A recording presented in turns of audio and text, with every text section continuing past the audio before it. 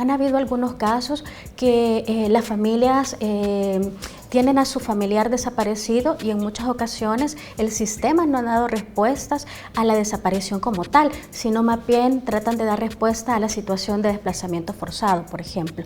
Han pasado algunos casos hasta 3 años, 2 años, 8 meses, 1 año sin tener información del paradero de su familiar y están en esta dinámica de estarse desplazando de manera constante por el mismo riesgo y el mismo temor de sufrir nuevamente algún hecho de violencia por estar buscando respuestas sobre el paradero de su familiar. Entre 2005 y 2021, la Fiscalía General de la República reportó 28.361 denuncias de personas desaparecidas en El Salvador. Este número triplica la cantidad de desaparecidos registrados oficialmente durante la Guerra Civil de 12 años en este país. Las familias que automáticamente se convierten en víctimas de la desaparición forzada se ven obligadas a buscar a sus seres queridos por sus propios medios. Un camino en el que deben de enfrentarse no solo a los impactos psicoemocionales de este traumático episodio, sino también a la estigmatización del mismo Estado. ¿Quién cuida a las víctimas de la desaparición forzada?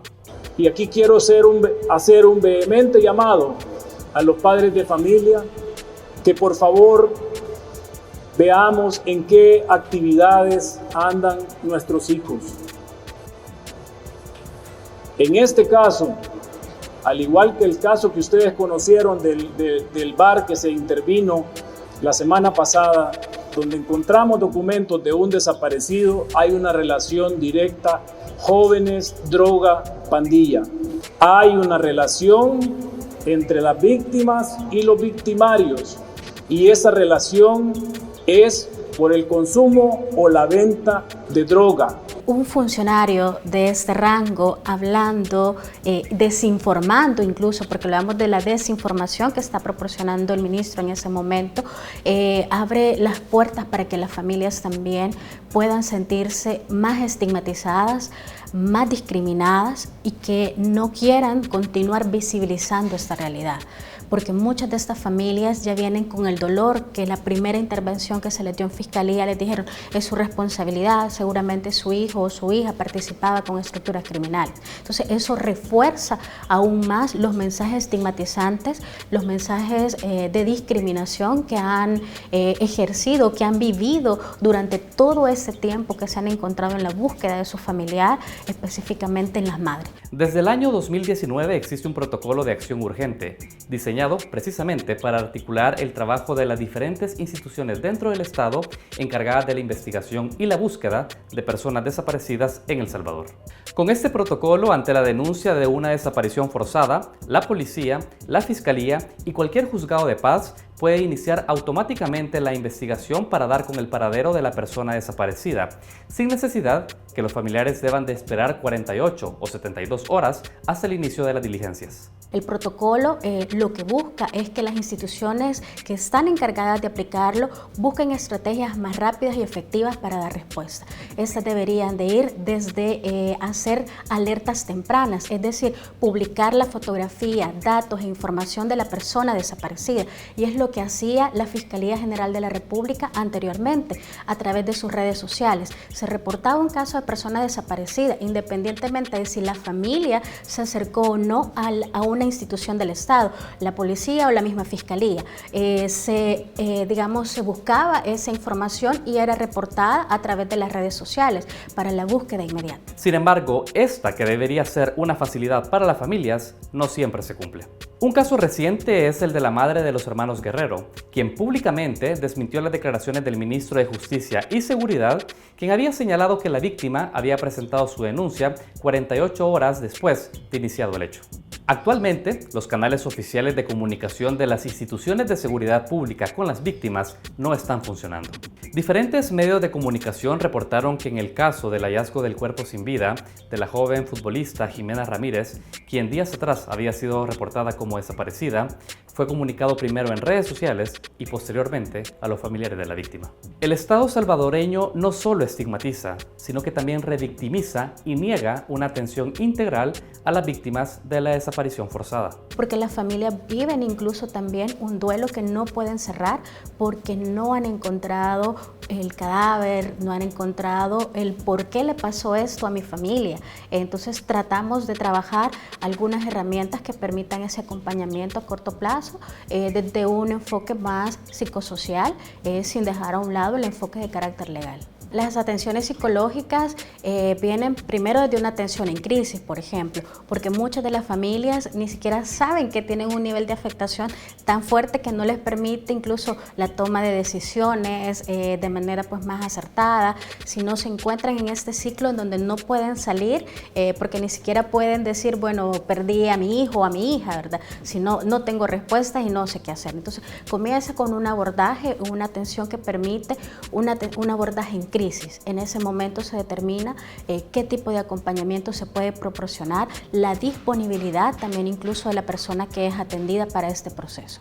Los acompañamientos en nuestro caso pueden ir hasta 10 sesiones de atención psicológica, que es muy poco en comparación al acompañamiento más amplio que se podría proporcionar, pero debido a la capacidad y los pocos recursos que se cuentan también, no podemos trabajar estrategias más a largo plazo. Pero lo ideal es que se trabaje no solamente con la persona que se siente afectada de forma directa por la situación de la desaparición, sino también con todo el grupo familiar. Joana Ramírez lleva 8 años atendiendo a víctimas de la violencia. Actualmente trabaja en el Servicio Social Pasionista, una institución de la sociedad civil que sustituye el acompañamiento a las víctimas que el Estado no ha podido atender. Nos dice que en 2020 recibió alrededor de 125 casos solo de mujeres que se encontraban en condición de desplazamiento forzado.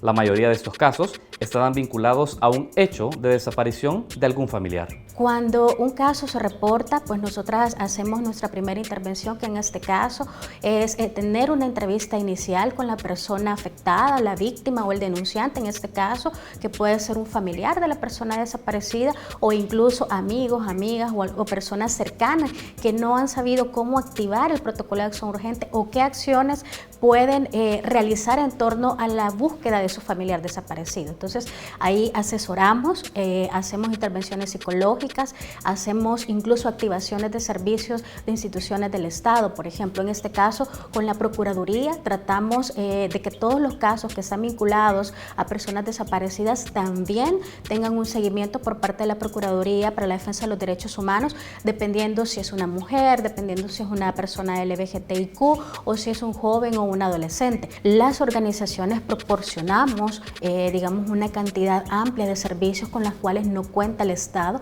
o con las que cuenta son bastante limitadas. Desde la asesoría legal, aunque las instituciones deberían de estar proporcionando asesoría legal, pero vienen casos que requieren asesoría legal que han sido referidos por las mismas instituciones del Estado. El acompañamiento psicológico, el seguimiento social, la búsqueda de emprendimientos o de medios de vida, que ha sido un elemento fundamental para el acompañamiento a víctimas.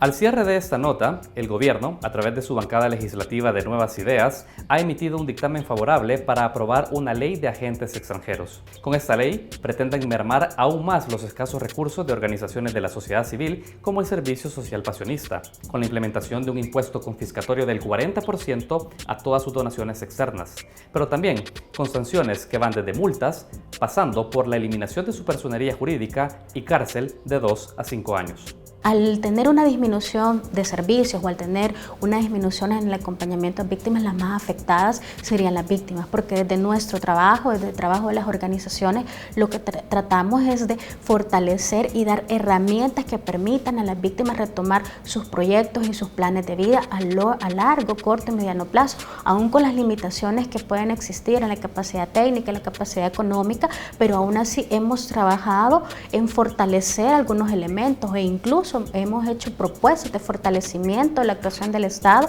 para el acompañamiento a víctimas. Ha sido parte de nuestro trabajo y las intervenciones dentro de los territorios al llevar servicios en donde el Estado no tiene tanta presencia, pero las organizaciones sí, ha permitido tratar de construir y fortalecer redes incluso a nivel de los territorios para el ejercicio de sus derechos de la población que se ve afectada por no contar con servicios estatales, por ejemplo.